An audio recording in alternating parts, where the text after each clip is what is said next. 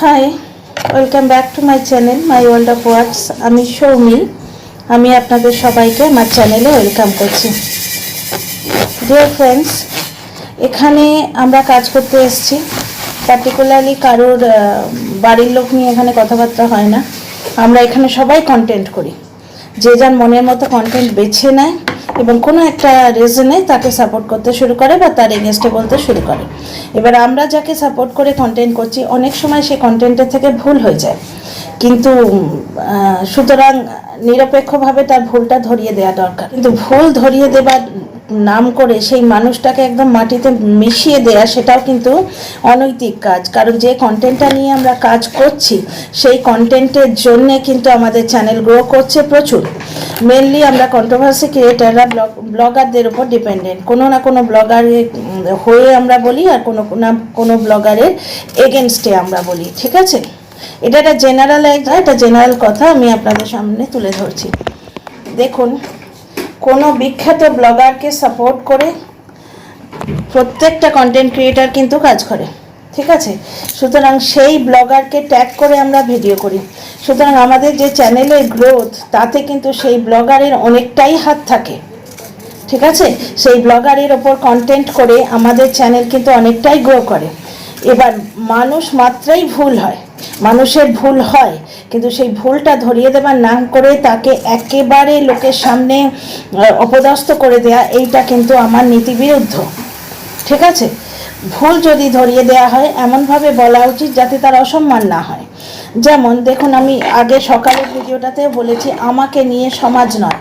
আমার মতো দু চারজন পাবলিক আপনি খুঁজে পাবেনই যারা একটু লিবারেল মাইন্ডসেটের, কিন্তু ব্যাপারটা হচ্ছে যে সামাজিক রুল মেনে বেশিরভাগ মানুষই চলে। সামাজিক রুল কি বা তার কারণ কেন সেটা ভঙ্গ হচ্ছে, তারা অত বেশি ডিসেকশনে যেতে চায় না। তারা শুধু হ্যাঁ বা না, সাদা বা কালো, এই জিনিসটা লক্ষ্য করতে চায় যে সামাজিক রুল মানছে কি মানছে না।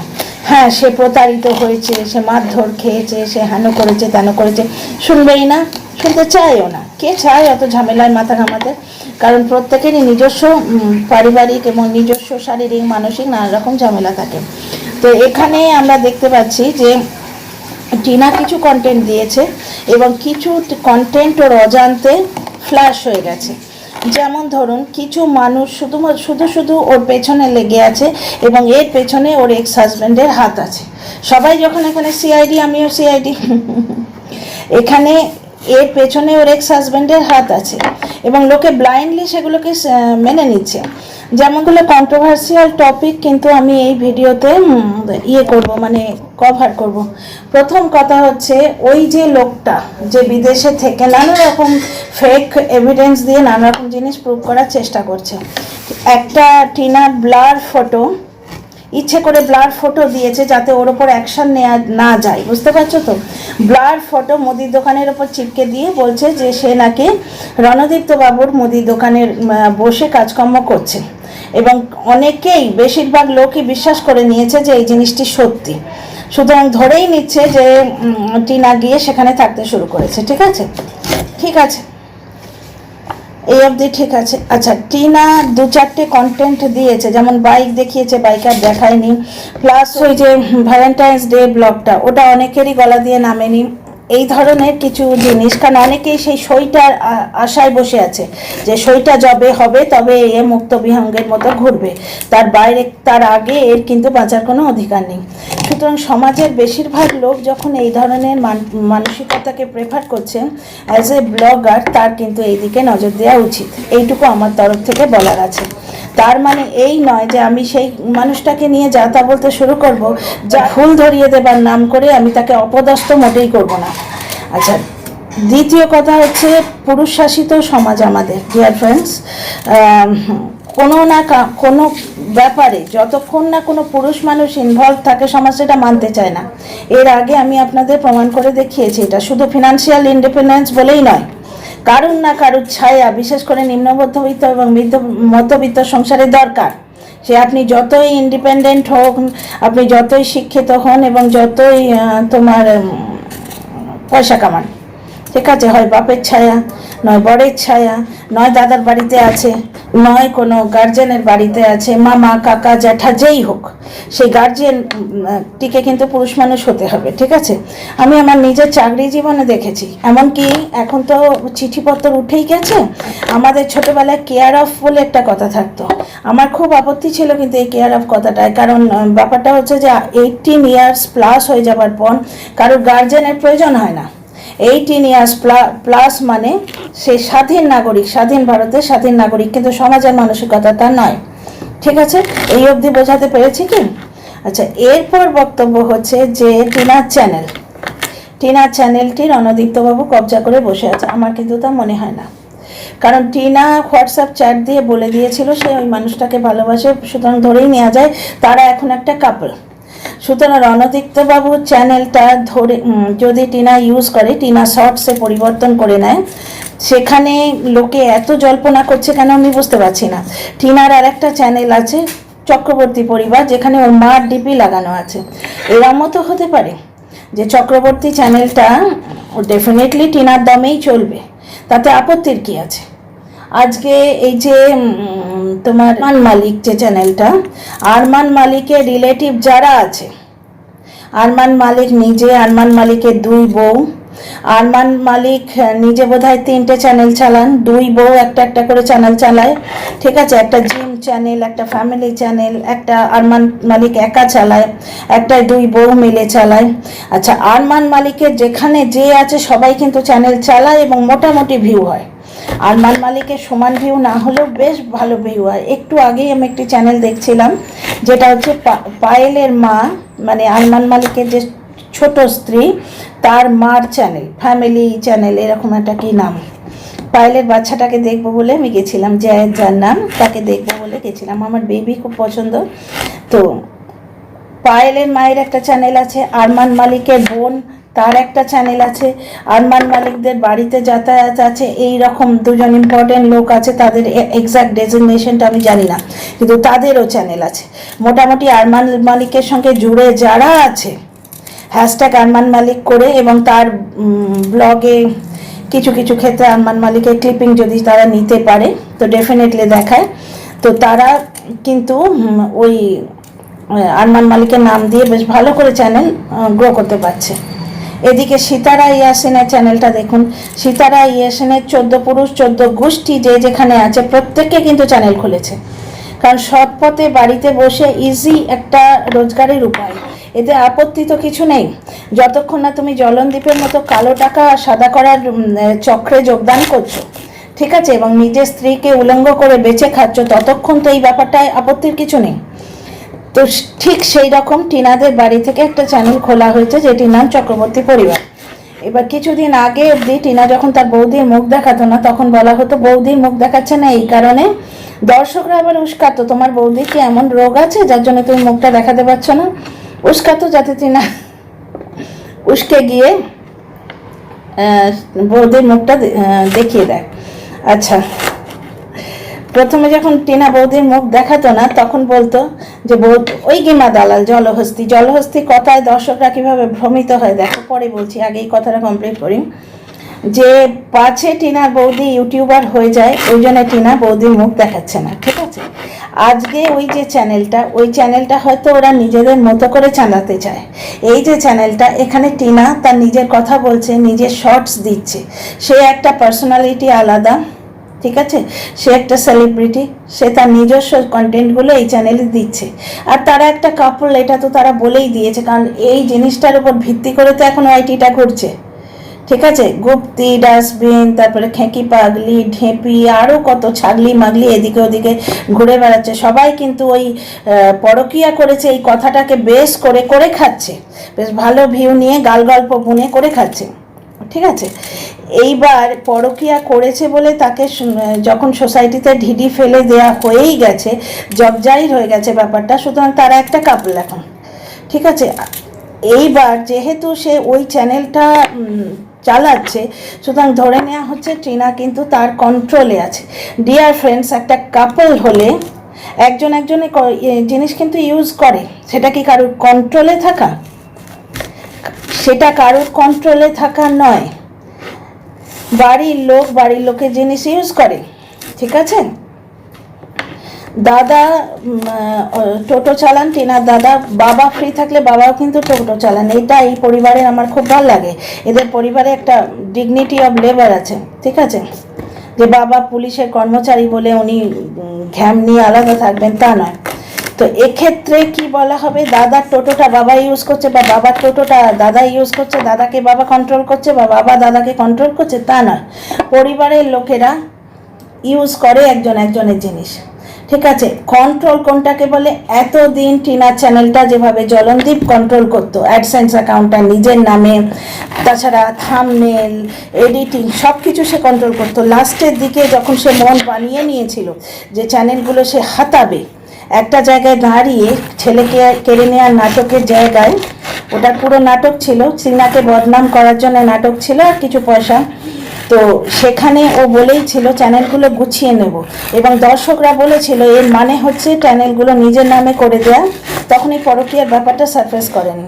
এবার নিজের নামে যদি করে দাও আমরা কিন্তু তোমার চ্যানেল আনসাবস্ক্রাইব করে দেবো আর দেখবো না বলেছিল তখনকার। ওই ভিডিওটার যদি কমেন্টগুলো দেখতে চান তো গিয়ে দেখতে পারেন, যদি এখানে থেকে থাকে।